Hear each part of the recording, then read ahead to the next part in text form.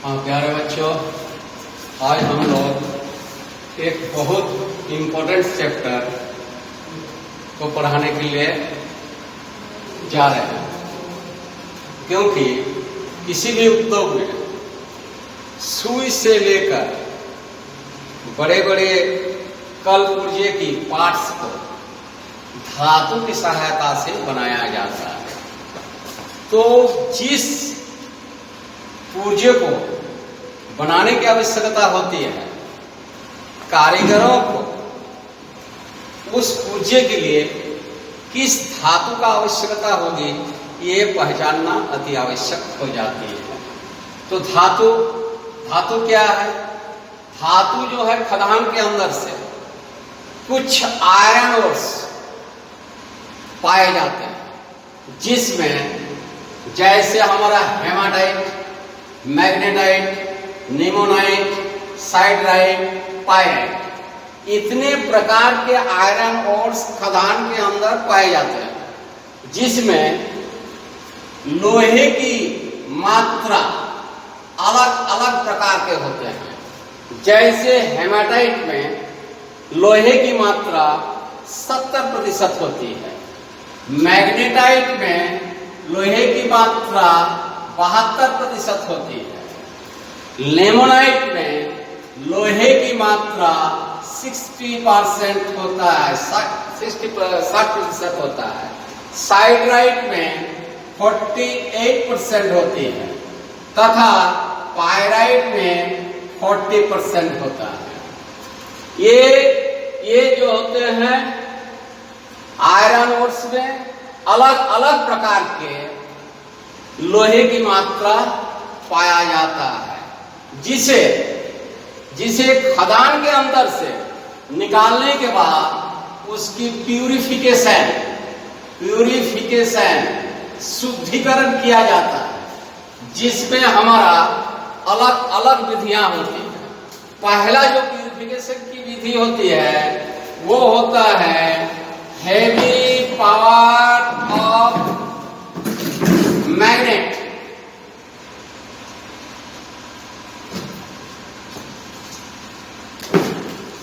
चुंबक की अति शक्तिशाली चुंबक की सहायता से लोहे की कण को बाहर निकाला जाता है। उसका भी एक विधि होती है, जो विधि फ्लोर के अंदर आयरन ओर्स को बिछाने के बाद एक शक्तिशाली चुंबक को उसके ऊपर चलाया जाता है, जिसमें लोहे की कण उस चुंबक में सड़ जाते हैं तथा उसे अलग स्थान में रख करके लोहे की कण को प्राप्त किया जाता है। दूसरा विधि होता है हेवी प्रेशर ऑफ वाटर। पानी की अत्यधिक बहाव से वो जो उसमें मिली हुई अशुद्धियां होती है वो निकल जाते हैं और लोहे की कण वो बच जाते हैं। तो ये जो धातुएं मिलती हैं उनका अलग अलग प्रकार के गुण होते हैं। जैसे पहला जो होता है फिजिकल प्रॉपर्टीज, भौतिक गुण। धातु में भौतिक गुण क्या होता है? नंबर 1 में है कलर। हम किसी भी धातु को उसके रंग से ये बता सकते हैं ये कौन सा धातु है। जैसे कास्ट आयरन देखने में काला होता है, माइल्ड स्टील देखने में काला होता है, कॉपर ये आपका भूरा कलर का होता है, पीतल ये सुनहरा कलर का होता है, एल्युमिनियम ये सफेद कलर की होती है। वो हो गया उसका कलर। वेट दूसरा नंबर में है आपका वेट, भार से हम धातु को भी पहचान सकते हैं। समान आयतन के, मान लीजिए 3 इंची बाय 3 इंची एक स्क्वायर और 1 इंची मोटा एल्युमिनियम प्लेट का वजन और उसी आकार के एक माइल्ड स्टील प्लेट का वजन दोनों में अंतर होगा, क्योंकि एल्युमिनियम हल्का धातु होती है और लोहा जो है वो भारी धातु होती है, इसीलिए वेट से भी उसको हम पहचान सकते हैं। तीसरा है स्ट्रक्चर, बनावट। उसकी बनावट, हर धातु की बनावट अलग अलग प्रकार के होती है। जैसे एक माइल्ड स्टील के टुकड़े का अगर तोड़ दिया जाए तो वो चिकना लगेगा, लेकिन एक कास्ट आयरन के टुकड़े को अगर हम तोड़ते हैं तो वो रुपड़ा लगेगा। तो उस बनावट से भी हम उसको ये पता कर सकते हैं जो ये आपका कौन सा धातु है। नेक्स्ट है आपका कॉन्डक्टिविटी, चालकता। धातुओं में ताप एवं बिजली ये जो होते हैं वो अलग अलग प्रकार धातुओं में अलग अलग प्रकार के होते हैं। मान लीजिए एक लोहे की छड़ को अगर हम आग से उसको, वो लंबाई में आपके 3 फीट है, अगर आग से हम उसको गर्म करते हैं तो कुछ समय के बाद आपका उसकी दूसरी छोर तक भी उष्मा आ जाती है, जिससे हम उसका गुणों को कहते हैं कॉन्डक्टिविटी। परंतु ये गुण अधिकतर जैसे बिजली का है तो ये आपका कॉपर में अधिक होती है। नेक्स्ट है मैग्नेटिक, धातुओं में चुंबकीय गुण। धातु हमारा खास करके 2 तरह के होते हैं, एक फेरस मेटल, दूसरा होता है non ferrous metal. Ferrous metal हम उससे कहते हैं जिसमें लोहे की गुण होती है, और नॉन फेरस मेटल हम उससे कहते हैं जिसमें लोहे की मात्रा बिल्कुल नहीं होता है। तो आप किसी चुंबक का अगर नॉन फेरस मेटल में सटाइएगा तो वो मैग्नेट को खींचता नहीं है और वो उसमें सटने नहीं देता है। इससे ये प्रतीत होता है कि ये नॉन फेरस मेटल है। परंतु एक लोहे की प्लेट में अगर चुंबक को ले जाते हैं तो वो उसमें आसानी से सट जाता है, उससे हम कहते हैं मैग्नेटिक। नेक्स्ट है आपका फिजिबिलिटी, गलनांक। ये गलनांक जो होते हैं धातु का अलग अलग होता है, ताकि वो हम जब उसको निकालते हैं तो एक धातु का गलनांक जैसे टीन आपका नॉन फेरस मेटल है तो उसकी गलनांक होता है 320 डिग्री सेल्सियस। परंतु एक रॉड आयरन जिसकी गलनांक होता है 1650 डिग्री, किसी किताब में आपको मिलेगा 1630 डिग्री सेल्सियस। वैसे कास्ट आयरन उसकी गलनांक होता है 1250 degree Celsius. Copper non ferrous metal है, उसकी गलनांक होता है 10 से 83 डिग्री सेल्सियस। तो वो अलग अलग प्रकार के फेरस एवं नॉन फेरस दोनों ही प्रकार धातुओं का अलग अलग का मेल्टिंग पॉइंट होता है, जिससे हम फ्लेक्सिबिलिटी कहते हैं। नेक्स्ट है मैकेनिकल प्रॉपर्टीज, धातु के यांत्रिक गुण। यांत्रिक गुण में क्या होता है, जैसे प्लास्टिसिटी, धातुओं को खींचकर या पीटकर पतले से पतले तार अथवा पतले से पतले चदरों को बनाया जाता है। परंतु आवश्यकता होने पर पुनः वह अपना रूप में भी परिवर्तन हो जाती है, जिसे हम प्लास्टिसिटी कहते हैं। नेक्स्ट होता है आपका इलास्टिसिटी। कुछ ऐसे धातुएं होती हैं जो उससे अगर हम खींचते हैं तो वो अंतिम दम तक टूटता नहीं है, न फटता है, अंतिम दम तक वो रह जाती है। इस प्रकार के गुण अधिकतर आपका स्टील में पाए जाते हैं। मैलेबिलिटी, घुलनशीलता। मैलेबिलिटी एक प्रकार के ऐसे गुण होते हैं जो धातुओं को पतले से पतले तारों तक खींचने के बाद वो फटता नहीं है, फूटता भी नहीं है। उस प्रकार के गुण अधिकतर सोने में पाए जाते हैं। इस प्रकार के गुण अधिकतर सोना, जिससे जेवर बनता है, सोने में पाए जाते हैं, जिसे हम कहते हैं मैलेबिलिटी। नेक्स्ट होता है आपका डक्टिलिटी। डक्टिलिटी एक ऐसा गुण है जो पतले से पतले तारों को अधिक तापमान में गर्म करने के बाद भी वो पिघलता नहीं है। इस प्रकार के गुण अधिकतर बाद में बड़े हुए प्लेटिनम, जो आपका प्लेटिनम होता है, उस प्लेटिनम तारों में पाए जाते हैं। नेक्स्ट होता है आपका हार्डनेस। हार्डनेस को प्रकृत हार्डनेस अधिकतर ये गुण को अपनाया जाता है हाई कार्बन स्टील, कटने वाले औजारों में। दूसरा एक माइल्ड स्टील भी होती है, लेकिन उसमें हार्डनेस नहीं होता है, उसको कैस्ट हार्डन किया जाता है। तो दोनों का परिभाषा क्या है? कैस्ट हार्डन हम किससे कहते हैं? कैस्ट हार्डन का मतलब है जो हम माइल्ड स्टील में उपचार करते हैं, जिसकी ऊपरी सतह कठोर तथा निचली सतह मुलायम होती है, जिसे हम कैस्ट हार्डन कहते हैं। और हार्ड हार्ड एंड टेम्पर किससे कहते हैं? हार्ड एंड टेम्पर का परिभाषा होता है जिसकी ऊपरी तथा निचली दोनों सतह कठोर होती है, उसे हम हार्ड एंड टेम्पर कहते हैं। नेक्स्ट है आपका टफनेस, चिमड़ापन। चिमड़ापन वह धातु का यह गुण है जो अलग अलग तरीके से मोड़ने तथा मोड़ने में भी वह टूटता नहीं है। इस प्रकार का गुण अधिकतर आपका लेड में पाए जाते हैं। वैसे आपका ब्रिटलनेस का मतलब होता है भंगुरता, जो चोट बर्दाश्त नहीं कर पाता है। तो चोट नहीं बर्दाश्त करने वाले धातु होते हैं कास्ट आयरन। ये कास्ट आयरन आपका खिंचाव बल बर्दाश्त कर लेगा, वो खिंचाव बल बर्दाश्त कर लेता है, लेकिन चोट बर्दाश्त नहीं कर पाती है।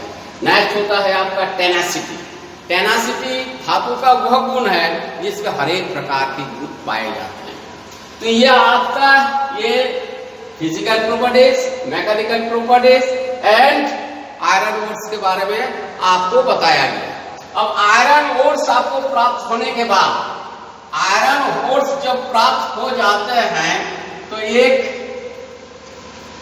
आयरन ओर्स को प्यूरिफिकेशन करने के बाद जो हमारा प्राप्त होते हैं, उसे पहले हम क्या करते हैं, जो एक फर्नेस होती है जिसका नाम है ब्लास्ट फर्नेस, जिसका नाम है ब्लास्ट फर्नेस।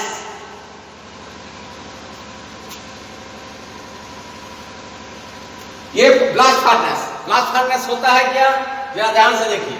ये आपका लो कार्बन स्टील का 8 से 11 मीटर लंबाई एवं 5 से 8 मीटर की गोलाई में एक पाइप ऐसे बनी हुई रहती है, जिसके अंदर फायर ब्रिक्स के लेप लगाए जाते हैं। फायर ब्रिक्स के लेप इसके अंदर लगाए जाते हैं।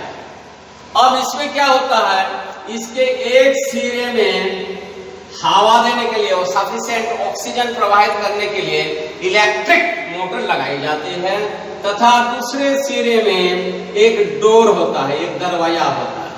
ये डोर आपका टोटल अभी बंद है। अब इसमें सफिशिएंट एयर इसके अंदर प्रवाहित होती है। पहला चीज क्या है कि इसकी निचली सतह पर वुड प्लस हार्डकोर, निचली सतह पर वुड और हार्डकोर के मिश्रण को रखा जाता है। उसकी ऊपरी सतह पर लाइमस्टोन, चूना पत्थर तथा उसकी ऊपरी सतह पर ग्राफाइट पाउडर एवं सबसे ऊपर सतह में आयरन ओर्स के टुकड़े को लगाया जाता है। इतना रखने के बाद हम इसमें चार्ज कर देते हैं, दैट मीन्स इसमें आग लगा देते हैं। जब आग लगा देते हैं और इधर से सफिशिएंट ऑक्सीजन को जो प्रोवाइड करते हैं, ये तो दरवाजा आपकी बंद है, ये आग की लपटें लाइमस्टोन को पिघलाता है, ग्राफाइट पाउडर को पिघलाता है, उसके बाद आयरन ओर्स को पिघलाता है। कितना डिग्री टेम्परेचर पर? 1150 डिग्री सेल्सियस से 1250 डिग्री सेल्सियस के टेम्परेचर में ये आयरन ओर्स पिघल जाते हैं। और ये जो होते हैं, ये जब पिघलते हैं तो नीचे की ओर आता है। जब नीचे की ओर आता है तो ये जो है इसकी ये ओपन कर दिया जाता है और पिघली हुई धातु इस दरवाजा से बाहर में आके एक बर्तन में गिरता है। जो बर्तन माइल्ड स्टील की बनी हुई रहती है, परंतु इसके चारों ओर फायर ब्रिक्स के लेप लगे होते हैं। इस बर्तन का नाम होता है क्रूसिबल। इस बर्तन में जब पिघली हुई धातु गिर जाते हैं तो उसे हम मोल्डिंग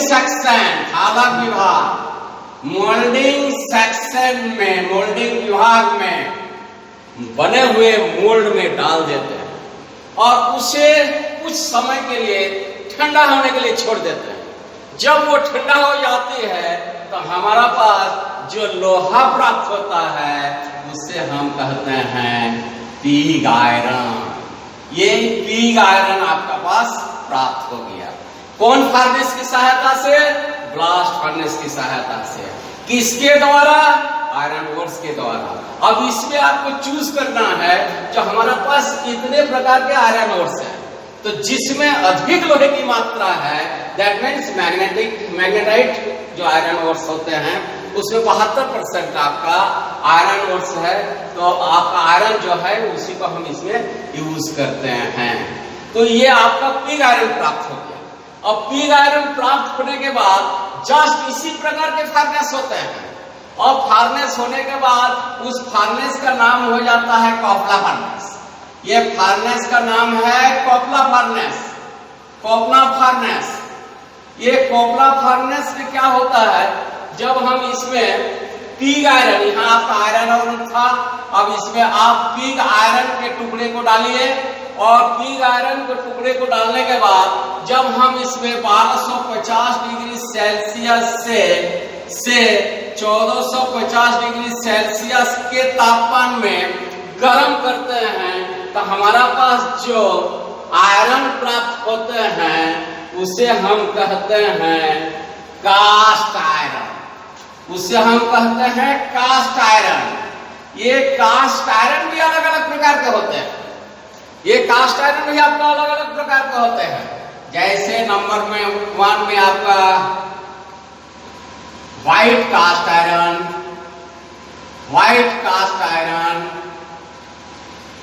2 नंबर में आपका होता है malleable cast iron, malleable cast iron. 3 number में आपका होता है chilled cast iron, chilled cast iron. ये अलग अलग प्रकार के कास्ट आयरन होते हैं, जिसकी प्रयोग अलग अलग प्रकार कामों में किया जाता है। जैसे आपका white cast iron, white cast iron, ये व्हाइट कास्ट आयरन में कार्बन की मात्रा 2 से 4% होती है, जिसे जब हम रॉड आयरन बनाते हैं पुडलिंग फर्नेस की सहायता से, तो cast iron, white cast iron के टुकड़े को ही दिया जाता है।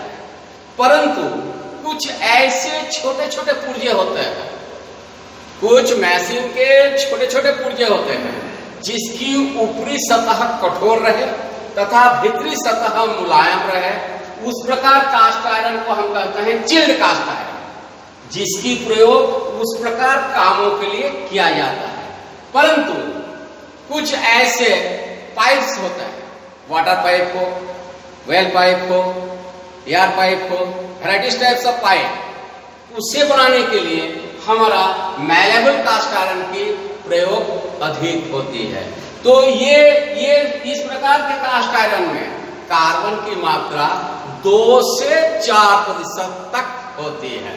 परंतु जब कास्ट आयरन को हम काम में प्रयोग करते हैं, जैसे लेद मशीन का बेड, आपको इसको पहले पढ़ाया है, लेद मशीन का बेड। लेद मशीन का बेड बनाने के लिए जिस कास्ट आयरन का प्रयोग किया जाता है वो आपका मैलेबल कास्ट आयरन है, परंतु उसमें सीजनिंग किया जाता है, उसको सीजनिंग किया जाता है। क्या होता है सीजनिंग?